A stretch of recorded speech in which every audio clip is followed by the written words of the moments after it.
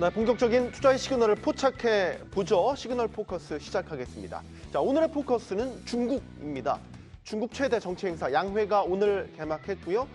개막 행사로 전국 인민대표대회, 이 전인대라고도 부르는데 전인대에서는 올해 성장률 목표치를 5% 안팎으로 제시했습니다.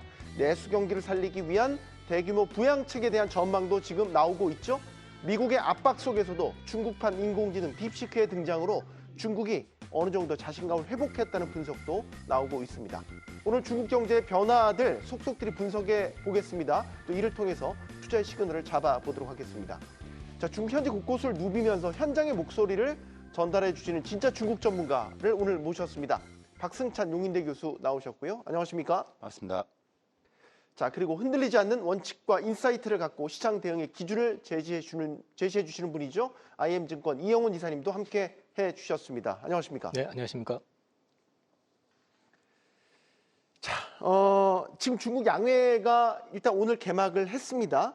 양회라고 하면 이제 크게 보면 두 가지의 중국 최대 정치 행사가 이제 동시에 열리는 그런 행사를 말하게 되죠.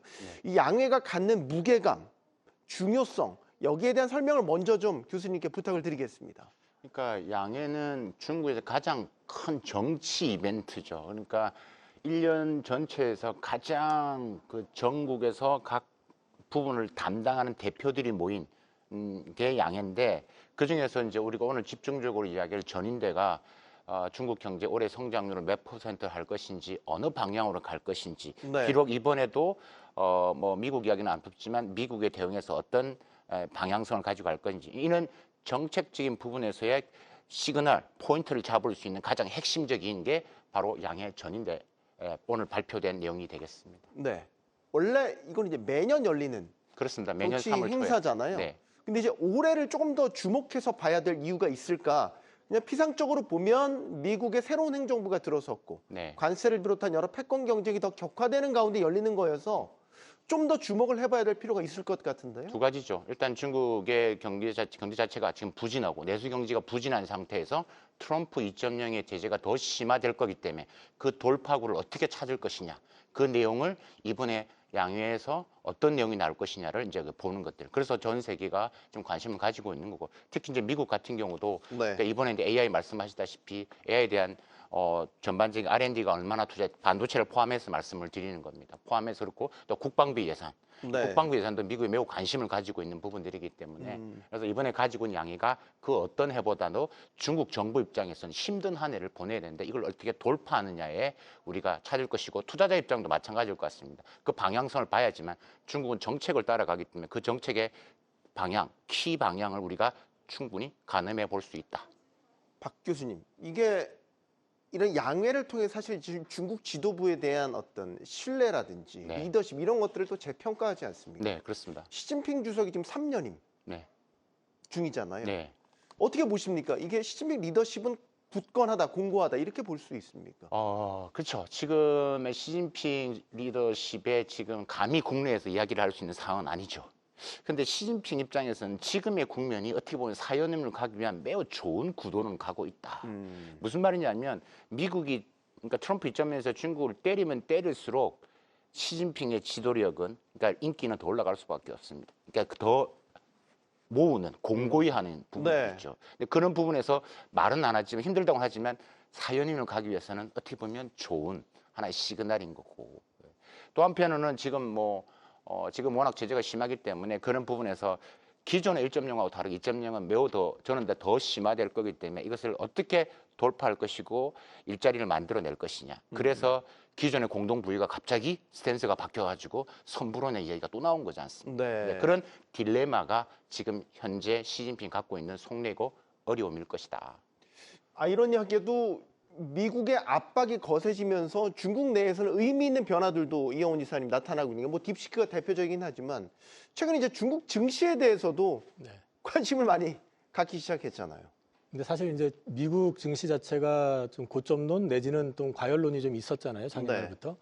그리고 작년 말까지는 상당히 괜찮은 그림이 나왔었는데 이게 공교롭게도 올해 들어오면서 비달러 자산들, 유로존을 비시해 가지고 중국 그리고 한국 작년에 좀 상대적으로 굉장히 좀 약했던 그런 쪽의 어떤 자산들이 좀 강세를 보이는 현상, 그런 것들이 좀 보여진 것 같고요. 여기에 더해가지고 중국 같은 경우는 이제 이번에 이 직전에 이제 이구안신 정책을 통해 가지고 이제 내수 진작책에 대한 부분도 있었지만 이번 양회를 통해 가지고 발표될 부분이 시장 예상 자체가 이제 한 2배 정도 더 나올 것이다. 네. 이런 기대감 때문에 이제 경기 부양에 대한 기대감 이런 것들이 좀 같이 반영이 되고 있었기 때문에 실제로 외국인들 같은 경우는 올해 계속해 가지고 중국 쪽은 자금이 유출이 아니라 유입 쪽으로 들어왔던 걸로 기억하고 있습니다. 네. 자, 양회 이제 막 시작했지만 첫날부터 우리가 좀 주목해 볼 만한 발표들이 잇따라 나왔습니다. 박 교수님, 일단 중국의 경제 성장률 목표치, 이건 목표치라고 봐야 되죠. 네, 그렇죠. 제시가 됐어요. 어. 5% 안팎. 이게 상당히 공격적으로 잡은 겁니까? 아니면 무난하게 잡은 겁니까? 전반적으로 데이터상으로 봤을 때는 예견되어 있는 거고 그냥 기본적으로 보수적으로 나오면 잡았다라고 보시는 게 맞는 게 네. 전인대 정부 업무 보고를 할 때 리창 총리가 그냥 발표하는 게 아니라 1월 달에 지방 양회 31개 성시, 직할시에서 했습니다. 이번에 그 평균치 31개 성시 자치구의 평균치가 5.28이 나왔습니다. 네. 그러니까 조금 평균치 낮게 5% 내외가 되는 것들이죠. 근데 중요한 것은 5.26%라는 이게 이번에 지방 양의 평균치가 작년 대비 낮아졌다라는 겁니다. 작년에는 5.4 정도 나왔거든요. 네. 그러니까 그 말의 의미는 지방 정부가 어렵다라는 이야기입니다. 아. 안 좋다라는 것은 분명하다. 그건 우리가 알고 가야 되고, 그래서 5%를 이제 만드는 측면에서 그럼 어떻게 할 것이냐라는 것들이죠. 그러니까 제가 이번에 쭉 1시간 정도를 전체를 다 듣고 했던 부분에서는 뭐냐면 확실히 스탠스 자체가 올해는 수출, 작년에 5%는 수출이 절대적인 공헌을 했거든요. 미국 수출이 줄어들긴 했지만 그 대신에 아세안, 유럽 자체가 많아졌습니다. 유럽, 미국, 아세안이 합쳐서 45%의 수출을 했습니다. 네. 근데 올해가 만만치 않지 않습니까? 그래서 올해 수출에 대한 이야기보다는 결국은 내수와 투자입니다. 그래서 투자 같은 경우도 이번에 중국 정부가 중앙 예산에서 투자 규모 자체가 우리 돈은 한 148조 원 정도를 지금 풀겠다라는 것들이거든요. 그래서 이제 그런 부분이기 때문에 올해 성장 방식은 작년하고는 다르겠지만 사회주의 국가에서는 그러니까 예산을 충분히 이제 유동을 가능하기 때문에 제가 볼 때는 4% 후반대는 충분히 방어해낼 것으로 보고 있는 것들이죠. 네. 근데 이게 험난한 게 뭐냐면, 근데 조금 작년과 다른 게 뭐냐면 트럼프 입점력이 매우 심화될 거기 때문에 거기에 어느 정도 버틸 수 있냐가 또 중국 정부가 지금 이제 감내해야 될 부분이다라고. 그러니까 5% 안팎이라는 목표치를 제시했을 때는 이제 미국의 관세 공격이 어떻게 보면 이제 시작인 네, 건데 맞습니다. 그것까지 올해 다 결국엔 맞닥뜨리게 되고 그걸 감안한 목표치를 5% 안팎으로 잡으면 글쎄요, 미국의 압박을 어느 정도 견뎌낼 수 있다는 계산도 여기 들어간 것. 맞습니다. 같다는 이미 말이죠? 그러니까 수출에 대한 이야기가 그다지 이번에 1시간 내용에는 그렇게 많지가 않았습니다. 수출의 네. 부분에서는. 근데 그걸 수출을 안 하고 지금 그 소비 진작과 투자의 효율성을 이야기를 하고 있습니다. 우리가 좀 거슬러 가보면 마윤 회장 우리 그 빅테크 기업들 만났지 않습니까? 네. 그 여러 가지 시진핑의 속내가 몇 가지가 있었습니다. 그 중에 하나가 뭐냐면 저는 이미 조율이 된 스토리였다. 가기 전에, 그러니까 마윈 회장이 들어오기 전에 이미 얼마를 투자할 것에 대한 기본적인 이야기가 됐다는 이야기입니다. 그러니까 이게 이제 그러고 나서 바로 뭐 한 75조를 우리 돈으로 투자를 하겠다라는 것들이죠. 이게 그러고 나서 다른 테크 기업들이 계속 투자를 하겠죠. 그러니까 투자 소유를 계속 높이는 게 중요하다. 그래서 테크 기업을 만난 거고, 올해는 이제 이런 전방위로 국내 수요를 확대한 측면에서 할 거다. 그래서 수출 부분에서는 비중을 크게 높게 안 잡은 것은 맞다. 내수에 좀 포커스를 맞춘 이영훈 이사님. 네. 사실 이번에 양회 업무 보고에서도 소비라는 단어가 31번 등장을 했다라는 거예요. 네. 그러니까 경제 성장의 포커스가 아예 이제 이 안쪽으로 내수 쪽으로 옮겨갔다 이렇게도 보여집니다. 사실 이제 중국 정도의 규모라고 하면은 사실 이제 위안화의 국제화를 위해서라도 내수를 좀 키워가면서 이제 그 위안화의 어떤 사용 범위라든지 이런 걸 좀 넓혀가면서 실제 무역 수지 자체보다는 이게 경기를 좀 확장시켜 나가는, 그러면서 이제 중국 쪽의 어떤 비중을 키워 나가는 정책이 필요한데 네. 다분히 좀 계속 그 소위 말해서 개발도상 국가의 어떤 패턴, 수출 지상주의로만 계속 갔었던 측면이 있잖아요. 네. 그래서 이 부분을 좀 강화시키려고 이제 내놓은 것 같고, 실제 이제 미국이 압박이 들어오게 되면은 이전보단 분명히 못할 거라고 판단이 되면 지금도 사실 우리가 이제 뭐 유튜브나 방송이나 또는 이제 저도 지인을 통해 가지고 중국 현지 얘기들을 좀 들어보면 일선 도시조차도 지금 굉장히 그 소비 침체, 내수 침체였다는 어떤 그런 모습들이 확연하게 보이고 있다고 하거든요. 네. 그래서 저는 이런 부분들을 갖다가 그 시진핑 주석이 몰랐을 리 없고 그 당에서도 지금 현재 경제 자체가 이게 겉으로 보여지는 성장률과 다르게 실제 그 인민들이 느끼고 있는 어떤 피부로 체감하는 어떤 경제의 어떤 어려움은 충분히 인지하고 있기 때문에 네. 그런 측면에서 내수에 대한 진작 체계를 좀 많이 제시하지 않았나 싶은 생각이 들고요.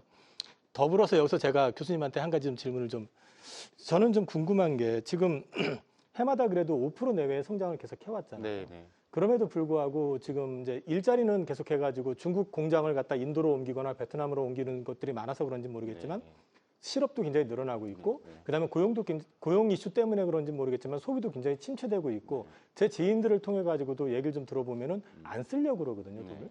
그러면 이제 이런 부분들을 갖다가 이게 단순히 정부에서 이렇게 부양을 내세운다 했을 때 지금 사실 제 개인적인 느낌엔 코로나 팬데믹 이후에 맞습니다. 중국 인민들이 그 중국 그 정부를 좀 신뢰하지 않는, 그러니까 중국이 그 정부가 나를 지켜주지 못한다라는 그런 생각을 좀 갖고 있기 때문에 그게 더 경제를 위축시키고 있는 거 아닌가 하는 생각이 드는데 지금 이 정부에서 제시했던 이번 양회에서 제시했던 그 정책이 어느 정도까지 시장에 반응을 줄 거라고 기대하고 있습니다. 그러니까 이번에 사실 저도 예측을 하면서 어느 정도 정부가 부양책 돈을 풀 것이냐 저도 이제 전망을 하고 저도 나름 정보를 입수를 해서 정리를 해서 칼럼을 썼었습니다. 근데 그 기준치보다 안 나왔습니다. 아, 그 그래요? 시장의 예상치보다는 좀 적게 나왔죠. 그러니까 그 부분은 뭐냐면 저는 두 가지라고 봅니다. 이게 왜느냐?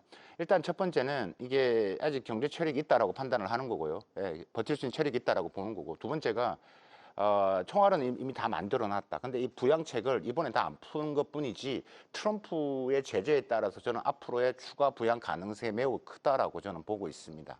그러니까 올해가 매우 험난할 거라는 것은 이번에 리창 총리의 여러 그 1시간 동안 멘트 속에서 많이 느껴졌다라는 부분들 말씀을 드리고 싶고, 그래서 지금 약간 소비 말씀을 하셨는데 소비 침체 뭐 저는 뭐 거의 한 달에 암식하고 뭐 그걸 조사를 하기 위해서 가는데 소비 심리가 여전히 안 좋긴 합니다. 그러니까 정부가 지금 아까 이구환신을 말씀하셨다시피 돈을 풀어서 지금 계속해서 꾸역꾸역 지금 올려가고 있다라는 것들이죠. 그래서 이번에도 지금 한 3천억 원, 한 60조 정도를 해서 소비품 이구환신을 하겠다라고 좀 하는 거고, 소비가 이제 코로나 이후에 조금은 지금 회복되고 있는데 여러 가지 측면에서 아직까지 불신이 있죠.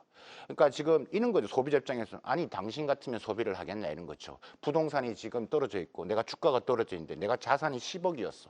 근데 지금 5억, 6억밖에 안 돼. 당연히 소비를 안 하는 거죠. 그렇기 때문에 제가 항상 이야기하는 게 부동산은 이게 타임 좀 기계 거리기 때문에 중국 정부가 주식을 부양할 수밖에 없다. 그래서 저는 주식을 먼저 보라는 말씀을 계속 드리는 시그널을 지금 하는 거고, 이거는 소비를 키우기 위해서는 주식을 살릴 수밖에 없는 구조다. 그렇기 때문에 거기에 지금 선두에 선 게 바로 테크 기업들이고, 우리가 아까 증시에도 보셨다시피 홍콩 증시부터 지금 더 성장률이 높거든요. 그럼 보면 될 것 같다라는 말씀을 드리는 거고, 그래서 이 소비 심리 회복은 저는 좀 더 시간이 필요하다라는 말씀을 드리고 싶고, 이번에 춘절 소비 때 한 5억 명 이상이 돌아다녔습니다. 그러니까 소비가 뭐 지금 엄청 날이 그 2000 코로나 이전보다 훨씬 더 좀 많이 늘어났고요. 이 정도 영화 극장을 방문한 인구가 한 1억 9천만 명 정도 됩니다. 극장만 네, 1억 극장, 9천만. 1억 8천. 대륙은 대륙이네요. 네, 네. 박스 오피스가 그 한 100억 뭐 우리 돈으로 뭐 정도 이상 되기 때문에 뭐 박스 오피스 규모 그렇게 엄청나게 이제 규모가 늘어나고 있는데, 예전에 그러니까 전전년에 비해서는 좀 좋아지고 있고 조금씩은 회복이 돼 있지만 여전히 아직까지도 좀 불신. 그러니까 제가 항상 강조했던 게 뭐냐면 소비자들이 불신, 불안감, 불확실성. 불확실성. 트럼프 대통령이 왜 3월 4일 날 이번에 관세를 때렸느냐. 딱 맞춰서 향한 잔치집에 불확실성을 더 가중시키라는 거예요. 불확실성이 심하니까 다 돈 더 쓰지 마. 돈 안 쓰면 중국 경제 더 어려울 거야. 미국도 정말 잘 알고 있다는 거예요. 중국이 지금 뭐가 어려운지를.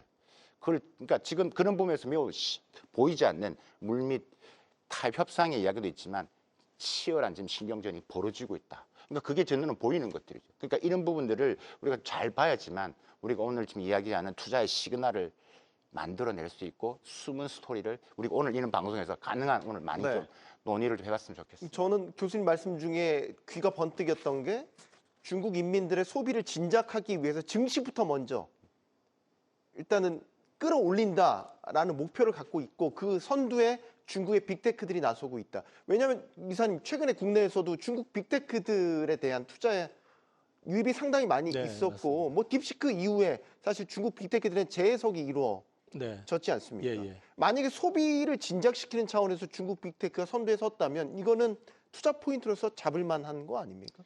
이미 사실 지금 빅테크 주식들 특히 이제 그 ETF로 보면 중국 항생테크 같은 경우는 엄청 많이 올라와 있거든요. 네. 근데 지금 이게 가능했었던 거는 우리가 이제 중국 관련해 가지고는 계속해서 미국이 규제를 한다.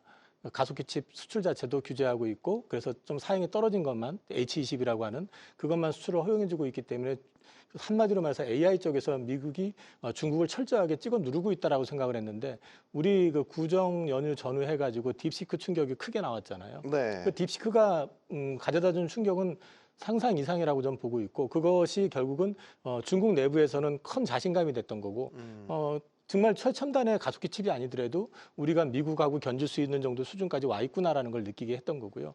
그리고 또 그게 또 주어진 또 역할이라는 거는 그 파생 효과라는 거는 우리나라에도 왔거든요, 사실. 네. 우리나라도 사실 AI 관련해서는 우리나라 답 없다고 생각을 했었는데 중국이 저런 저사양의 칩을 가지고도 저렇게 해내는 걸 보니까 우리도 할 수 있겠구나라는 쪽을 갖다 재해석을 하면서 우리나라도 AI 관련된 회사들이 이제 움직임이 좀 일어나는 게 카카오 같은 경우는 오픈 AI하고 협업한다든지 네. 뭐 여러 가지 이제 이슈들이 지금 나오고 있잖아요. 그래서 이거는 앞으로 계속해가지고 빅테크 쪽을 본다 그러면은 지금 아직 좀 최근에 많이 밀려가지고 조정을 받고 있긴 하지만 오히려 중국 빅테크 관련된 주식이 조금 더 상대적으로 나을 수도 있다. 저는 그렇게 보고 있기 때문에 중국 관련된 쪽은 계속해서 관심을 가지고 보셔야 될 것 같습니다. 중국 경기가 교수님. 네. 그러면 우리가 생각하는 이제 반등이라고 할까요? 그 시점을 어느 정도로 볼 수 있는 거예요? 이거 너무나 막연한 질문이긴 한데 주식. 그래도 어쨌든 재정 부양책도 나올 것이라는 기대감이 분명히 있는 것이고 다 풀지는 않았지만 아직 카드를. 그럼 중국 경기가 예전에 고성장까지는 아니지만 어느 정도 침체 일로에서 벗어나고 이제 다시 우상향하는 그림으로 간다라는 어떤 시그널을 잡는 그 시기는 언제쯤이 될까요? 상저하고 정도로 볼 수 있는 건가요? 중국 경제가 우상향으로는 가진 않습니다. 그러니까 계속 떨어질 수밖에 없는데 이 지금 시진핑이 이야기한 2035년도 GDP가 2020년도에 2배 이상 가려면 일단은 지금 2000년대는 한 5% 내외는 가져야 되고요. 그 다음에는 4%로 가야 됩니다. 그래서 이걸 이제 유지하는 게 중요하고 지금 주식적인 뭐 부분에서 했을 때 나름의 터닝 포인트라고 했을 때 지금 우리가 했을 때 지금 일단 양회가 지금 끝난 게 아니고 네. 이번에도 이제 각 경제 부처별로 또 기본적으로 여러 가지 이제 인터뷰를 할 겁니다. 그러면 거기에 시그널을 또 던질 겁니다. 네. 그래서 시장한테 자신감을 또 줄 겁니다. 그래서 그런 것들을 총리는 전체적인 방향만 이야기를 했던 것뿐이고요. 네. 각 부처별의 또에 따라서 또 하나의 보따리를 준비를 또 하겠죠. 그래서 이제 그런 부분에서 있고 저는 개인적으로 중국 주식에 대한 부분에서 뭐 저는 매우 명확하다고 봅니다. 그거는 시장 현장의 분위기가 그렇고요. 그것이 안 되면 지금 중국이 소비까지 안 나오면 5%는 답이 없습니다. 네. 그러니까 그렇기 때문에 계속 이구한신 그다음에 투자에 대한 부분 방향성에서 우리가 조금 더 관전 포인트를 봐야 될 것은 뭐냐면 그냥 우리가 투자 규모가 148조라고 하는데 이 148조가 단순히 인프라스트럭처로 이렇게 바로 포커싱 되시면 안 되고 우리가 말하는 신형 인프라죠.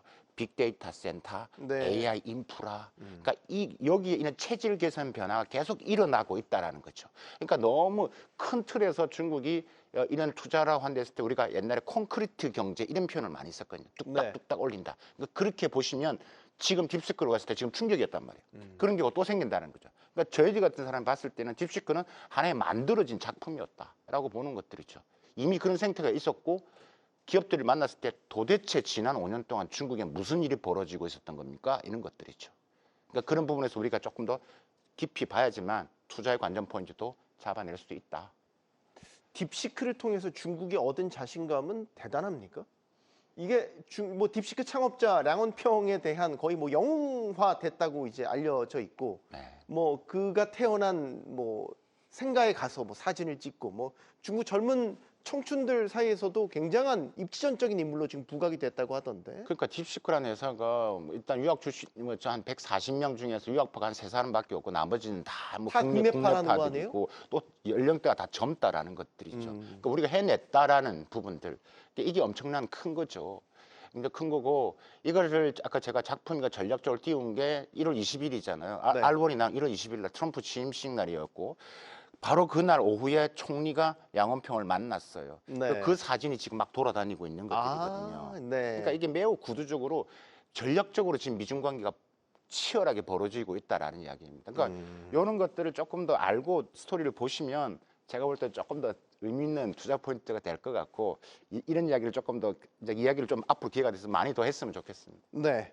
이번에 리창 총리가 얘기했던 것 중에서 이 국가 차원의 인공지능 종합지능 계획이죠.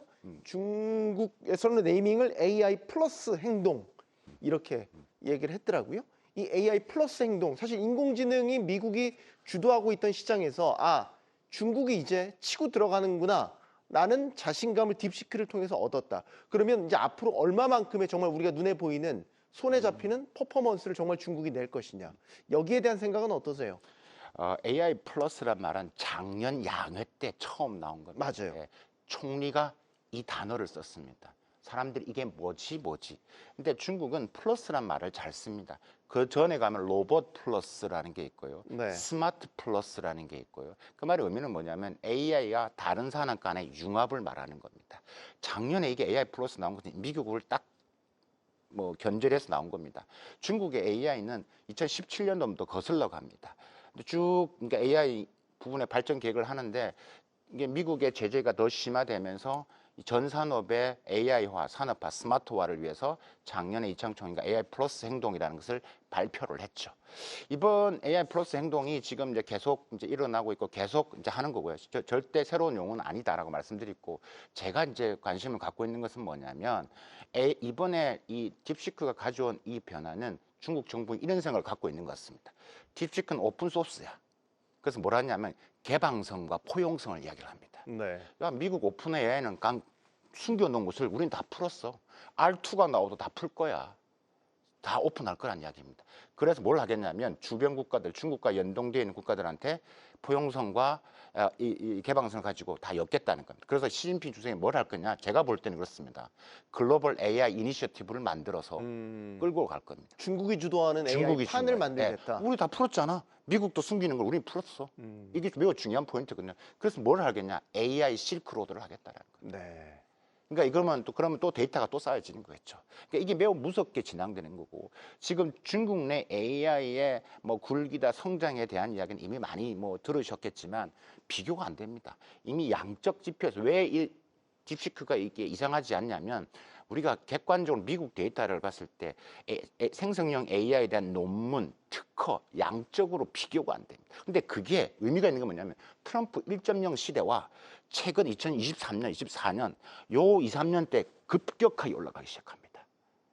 그러니까 이런 변화가 생기기 때문에 앞으로 이런 것들이 더 이런 걸 자신감을 바탕으로 글로벌 AI 이니셔티브가 크기 때문에 지금 이미 국내에서 지금 AI가 우리보다 앞섰다는 이야기가 이미 이제 사실 그전에도 이런 이야기를 했었는데 우리가 인정을 별로 안 했던 거고 매번 저는 답답한 게 우리 연구소에서 우리가 몇 년 앞서고 있다. 1.8년 앞서고 있다. 네. 이런 의미 없는 이야기를 우리 스스로 위안을 하고 있지 않았나라는 생각이 드는 것들이죠. 이런 이야기도 이영훈 지사님.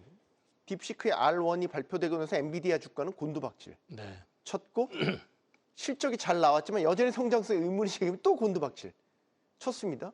이게 보면 사실 딥시크 충격의 시작점이 된 것 아니겠습니까? 엔비디아 주가를 봐도 이제 말씀하셨지만은 사실 엔비디아가 실적은 역대급 실적을 계속 내고 있는데도 불구하고 네. 주가가 반응이 없는 거는 사실 중국이 준 충격이 굉장히 큰 거거든요. 그러니까 소위 그동안에는 사실 성과 여부를 떠나가지고 투자를 하는 과정에서는 옆에 있는 빅테크가 최고 사양의 칩을 투자하면 나도 그만큼 투자해야 된다는 약간의 경쟁 심리 같은 것들이 가열이 돼가지고 일단 투자 중심으로 갔었다 그러면 이제는 그렇지 않은 걸 가지고도 성과가 이만큼 나온 게 확인이 됐기 때문에 네. 투자와 관련된 거를 재검토하지 않을 수 없다. 지금 예정된 것들은 그대로 간다 하더라도 향후에 그런 부분들이 이제 자꾸 이슈가 되다 보니까 지금의 성장률을 유지할 수 있을까에 대한 회의가 이제 자꾸 생기는 거거든요. 네. 근데 이제 이런 부분들이 단순히 뭐 미국 내에서만 벌어지게 되는 게 아니라 글로벌 전체로 지금 확산될 가능성이 분명히 있는 거거든요.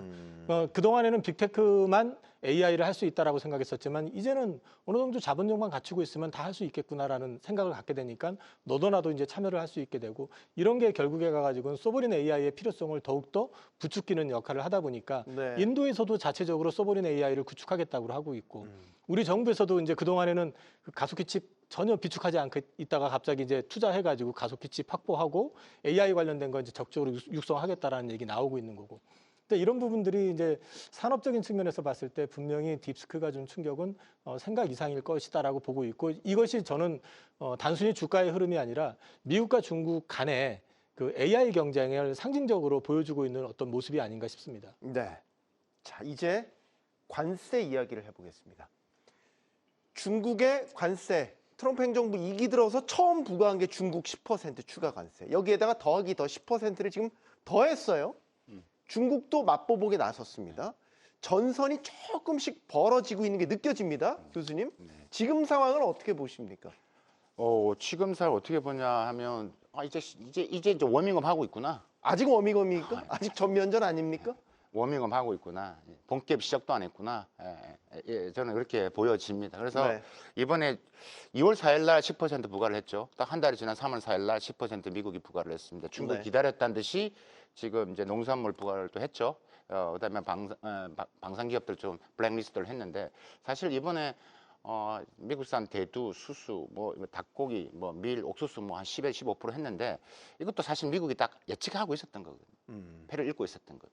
이거 할 거잖아 라고 생각하고 있었던 거죠. 네. 근데 중국은 한편으로는 또 이런 생각을 알고 미국이 알까라는 생각. 무슨 말이냐면 중국이 계속 미국산 이 대두나 이런 농산물을 계속 조금씩 줄여오고 있었어요. 한 20% 줄여오고 있었어요. 네. 줄여오고 있었는데 흥미로운 것은 뭐냐면 이 줄어든 게 다 어디로 가냐면 태국, 베트남, 아세안으로 많이 가고 있어요. 그러면 중국의 수입업자 입장에서는 지금 이런 사태를 봤을 때 그러니까 거기서 우회를 통해서 태국, 베트남을 통해서 수입할 수도 있는 것들이. 그럼 결국 미국 입장에서는 너희가 지금 이렇게 때려도 우리한테는 크게 영향이 없을 수 있어. 트럼프 생각은 그렇게 하고 있는 겁니다. 네. 그러니까 지금 서로가 알고 있는 이런 상황에서 이 정도 가지고는 시작도 안 했다라고 저는 이제 보는 거고 본 게임은 더 심화될 거다. 더 압박을 더 강하게 할 게 많다. 지금 트럼프 2.0은 유일하게 중국밖에 없을 것 같습니다. 지금 네. 러시아를 끌어들이려고 하고 중국 압박을 하려고 하는 모습도 그렇고요. 북한도 그렇습니다. 그러니까 지금 구도가 매우 지금 긴박하게 흘러가고 있는 것들이고요. 그래서 이 정치 구도에서 이 판이 매우 바뀔 가능성이 크다. 투자자 여러분 입장에서도 지금 트럼프 말 한마디에 지금 변화가 크지 않습니까? 네. 뭐 이런 것도 우리가 유심히 또 보셔야 될 것 같고 우리가 지금 가상화폐도 마찬가지겠지만 이 가상화폐도 지금 미중 간에 매우 보이지 않는 치열한 수싸움이 지금도 많이 벌어지고 있거든요. 그러니까 이런 부분에서 우리가 오늘 지금 이야기하는 투자의 시그널이기 때문에 이 부분에서도 여러분들이 조금 더 많이 좀 귀를 기울이셔서 들어보시는 게 좋을 것 같습니다. 알겠습니다. 관세 같은 경우는 지금 미장에서도 본격적인 리스크로 작용을 요즘 다 조정받은 거 다 이 관세 때문에 네네네. 아니겠습니까? 이거 그냥 허투루 예전에는 이제 협상용 카드야라고 해서 약간 안도하는 분위기가 있었는데 이게 아니네요 이제 또 두 바뀌었어요. 가지를 다 노린 것 같습니다. 네. 하나는 당연히 협상용입니다. 첫 번째는. 그래서 상대방으로 하여금 겁을 먹게 하고 상대방이 알아서 움직여지게끔 만들어주고 그러면 내가 관세를 갖다가 조금 유예를 해주거나 풀어주고 네. 이런 정책을 가는 거고 또 한편으로는 관세 유도를 하면서 자꾸 트러블을 유도를 하다 보니까 지금 당장에 지금 미증시 자체가 하락하고 있는 거는 스태그플레이션 우려가 이제 부각이 되기 시작하는 거고 그러면서 경기 침체에 대한 이제 노이즈들이 나오기 시작하는 거잖아요. 관세 전쟁 후폭풍을 걱정하는 그렇죠. 거군요. 그러면서 지금 실제로 주가도 하락했지만은 미국채 그 10년물 금리 같은 경우도 지금 4.2대까지 떨어졌잖아요. 네. 근데 이게 지금 예전 같으면은 미국채 금리가 하향 안정되니까 좋겠네 이렇게 생각했는데 이게 지금 경기 침체 이슈 때문에 떨어진 거다 보니까 다른 이유로 떨어진 그렇죠. 거니까. 그러니까 경기 침체 노이즈가 발생이 되는 거는 결국은 트럼프 대통령은 두 가지를 다 노리고 지금 하고 있는 것 같다는 거죠. 근데 저도 오늘 자료를 하나 보다 보니까 그게 어느 정도 공감대가 됐던 거는 지금 미국채 같은 경우도 이제 향후에 상환해야 될 그 어마어마한 자금들, 그러니까 차환해야 될 자금들이 네. 4%대 이상에서는 트럼프 대통령은 차환할 의사가 없다. 왜냐하면 이자가 나가야 되니까. 네. 그래서 이거를 갖다 경기 노이즈를 발생을 시켜가지고 10년물 미국채 금리를 떨어뜨려가지고 이거 떨어지기 시작하면 경기 침체 노이즈가 나오게 되면은 금리 인하 가능성이 그만큼 많이 올라오게 되거든요. 지금 오늘 아까 들어오기 전에 보니까 6월 달 금리 인하 가능성이 거의 70% 이상 되는 것 같더라고요. 네. 그러니까 이런 것들을 만들어 놓게 돼서 만약에 연준에서 경기 침체를 선제적으로 방어하기 위해서 금리 인하를 들어간다.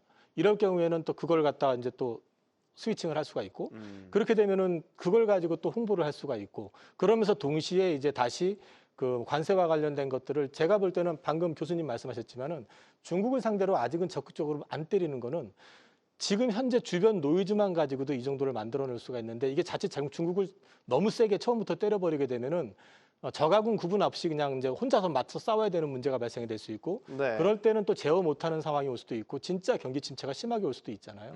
그러니까 그런 것들을 제어하기 위해서 지금 진행하는 과정으로 보고 있기 때문에 네. 지금은 저는 이게 여전히 저는 협상용이 맞고 대신에 이제 지금 중간중간 나오는 것들 노이즈를 보면은 그게 부과를 했다가도 줄여주거나 아니면 또 조치를 바꿔주는 어떤 그런 액션들이 지금 나오려고 하는 걸 봐가지고는 아직까지는 메인은 그쪽에 있다. 그러니까 그 협상 두 번째는 지금 미국채 금리를 좀 불안정하게 끌어내려가지고 금리 인하를 유도하려고 하는 정책이 있는 것 같습니다.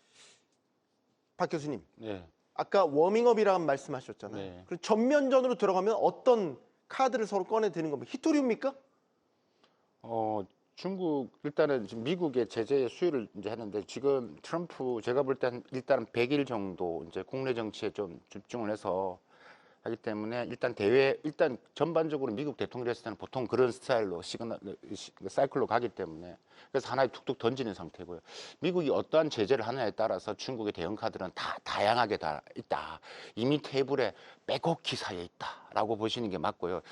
그 지금 히토리 말씀하셨는데 히토리는 거의 좀 뒤쪽에 있습니다. 최후의 방어선 같은 아직까지 뭐 그런 그것까지는 개념인가요? 끝낼 일은 없을 거예요. 그까지 간다라고 했을 때는 이 상황이 심각해지는 것들이죠. 그래서 지금 이제 이사님 말씀을 하셨다시피 협상용인데 이게 중국이 쉽게 그러면 거기에 대해서 할 것이냐. 그다음에 트럼프 입장에서는 거죠. 지금 내가 1.0 있을 때 지금 내가 당신한테 받아야 할 돈이 이미 다 못 받았어. 그때 무역 협상했을 때 2천억 달러로 하기로 했는데 그때 사다가 말았잖아. 미국 농산물 수입 네, 말씀하시는 농산물 거군요. 한 60% 정도밖에 안 했거든요. 네. 야, 그거 빚부터 갖고 이야기해.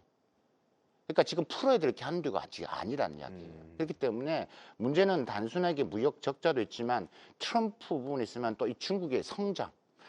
제가 보는 미국은 이렇습니다. 미국이 보는 중국 경제는 경제 트럼프 스타일도 있지만 공화당이나 민주당 부분에서는 이 중국의 이 첨단 산업이 굴기, 즉 미국의 군사 패권에 도전하는 이런 것들, 결국 첨단 산업은 군사 패권으로 가게 돼 있습니다. 그러니까 지금 달러 패권단 말, 아까 지금 미국 부채 말씀하시는데 지금 그것도 마찬가지입니다. 그러니까 결국은 지금 탈달러 이야기하면 무조건 관세 때린다 이야기하는 거거든요. 네. 브릭스 플러스 너희도 조심해 이야기거든요. 그러니까 이런 보기 때문에 첫 번째 하나가 탈달러, 그러니까 부분이고 두 번째 하나가 군사 패권인데 그러면 군사 패권은 미국의 자존심입니다. 미국, 중국은 절대 그런 이야기 안 합니다. 근데 하는 분위기가 지금 그렇습니다. 지금 우리가 핵탄두 이야기도 그렇고요. 지금 중국이 좀 늘어나고 있는 부분들. 그다음에 국방비 이번에 또 7.23% 또 늘어났습니다. 그래서 이런 부분이기 때문에 단순히 무역 전쟁으로 두 나라를 보면 단순하다. 그 안에는 또 그 부분에서의 더 큰 국제 정치에 그다음에 국제 관계 속에서의 이런 함수가 같이 좀 움직이고 있다. 그런 와중에 트럼프의 그러니까 이런 관세, 이런 거래주의의 부분들이 더 합쳐졌기 때문에 네. 중국은 바이든보다는 더 힘든 거죠. 한국과의 관계는 어떻습니까? 이제 한알령도 해제가 된다라고 하고 새로운 어떤 전환기를 맞이하게 되는 것인가? 이런 생각을 하게 됐는데 최근에 그래서 증시도 많이 움직였고 일단 먼저 한국과의 관계, 중국과. 제가 볼 때 지금 예를 들면 저희 연구소에 이제 한국에 뭐 우리 같으면 뭐 블랙핑크를 좀 초청하고 싶다. 그 저희한테도 많이 그래 문의가 온다는. 그럼 중국 기업들이 이미 중국 지방 정부가 움직이기 시작했다는 건 맞습니다. 네. 그러니까 하나를 근데 그게 맞는데, 근데 이게 언젠가 또 지금 아직까지 불확실성이 강한 게 뭐냐면 이 한알령 이야기가 왜 나왔냐를 조금 더 제가 설명을 드리면 19일 날 우원식 의장이 하얼빈에서 주석을 만나 한알령 이야기 했어요. 네. 될 것 같아. 시비 네. 주석이 직접 만났으니까 20일 날 중국 국무원에서 무슨 이야기를 했냐면 중국의 문화시장과 교육시장을 개방할 거야 네. 라고 이야기하고 자세한 것은 연말에 나올 거야. 야, 문화시장 개방한다고? 야, 그럼 한한령 되네 라고 생각을 했었습니다. 근데 아까 그 말 연내할 것이다. 제가 이제 현장에 가서 만나봤을 때 어떤 이야기를 하냐면 결국 우리나라 정치 구도와 관계가 있습니다. 탄핵 국면이 어떻게 되느냐. 만약에 대선 국면을 가면 누가 되냐에 따라서 또 달라진다는 이야기.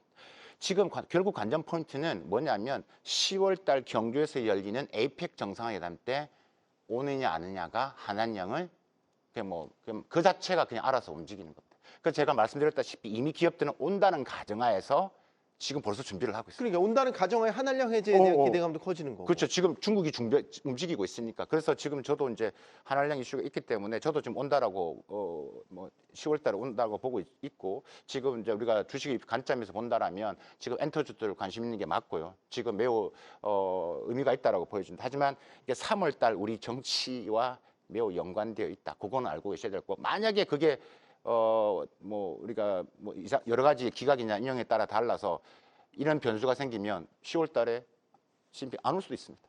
아, 그래요? 네. 아니, 그러면 또 안 좋아지는 거죠. 네. 지금 분위기에서 요즘 국내 분위기가 요즘 반중 정서, 부정선거에 중국이 참여했다, 계속 이런 이슈가 나오지 않습니까? 네. 그런 부분에서 만약에 이제 기각이 됐다. 예. 그럴 경우는 이제 또 한중관계가 또 악화되면서 그러면 시진핑은 안 올 가능성이 높다. 이사님, 경제적으로만 보면 사실 한국과 중국이 뗄래야 뗄 수 없는 관계이기 때문에 한한령 해제라든지 좀 관계가 풀리는 게 도움이 되는 건 기본적으로 맞다 이렇게 볼 수 있죠. 당연히 도움이 되죠. 그리고 사실 우리가 정치적인 부분에서도 그렇지만은 경제적인 측면에서는 적이 없는 게 좋거든요, 사실은. 그러니까 우리가 돈을 번다는 게 꼭 돈에 무슨 뭐가 써 있는 것도 아니고 표시가 되어 있는 것도 아니잖아요. 국적이 없죠, 돈에. 국적이 없기 때문에 네. 우리 입장에서는 우리한테 항상 이제 좀 분리를 해가지고 좀 대응을 했으면 좋겠다라는 생각이 좀 들고요. 전 그런 걸 보면은 전 옆나라 일본이 그 경제 정책은 상당히 잘 쓰는 것 같아요. 정치적으로는 대립을 하더라도 경제적으로는 상당히 유연하게 접근을 하고 있기 때문에 이번에 사실 어떻게 보면 우리가 중국하고의 관계를 좀 개선하면서 우리의 어떤 그 상품이라든지 또는 소위 K 엔터라고 할 수 있는 이런 것들 한류 문화를 갖다 다시 재확산시킬 수 있는 하나의 계기가 될 수도 있을 것 같은데 누가 됐든 간에 조금은 정치하고 경제를 좀 분리해가지고 좀 유연하게 좀 대응을 했으면 하는 마음이 있고 그게 사실은 우리나라 경제가 잘 돼야지만이 또 우리나라 어떤 사회적인 안정하고 또 나아가서 이제 복지라든지 여러 가지를 좀 고려할 수 있기 때문에 증시도 마찬가지로 이제 그런 측면까지 고려를 해본다 그러면은 좀 네. 이번에는 좀 누가 됐든 탄핵이 되든 안 되든 떠나가지고 조금은 좀 유연하게 방향을 좀 잘 설정을 했으면 하는 마음이 있습니다. 네. 국익. 네. 국익이 우선이라는 거. 오늘의 시그널 포커스 중국이었습니다. 저희가 전해드린 투자의 시그널 포커스 잘 포착을 하셨는지 궁금합니다.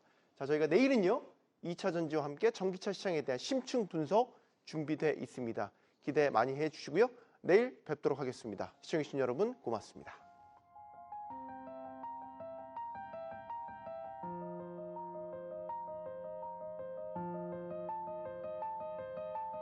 I just wanna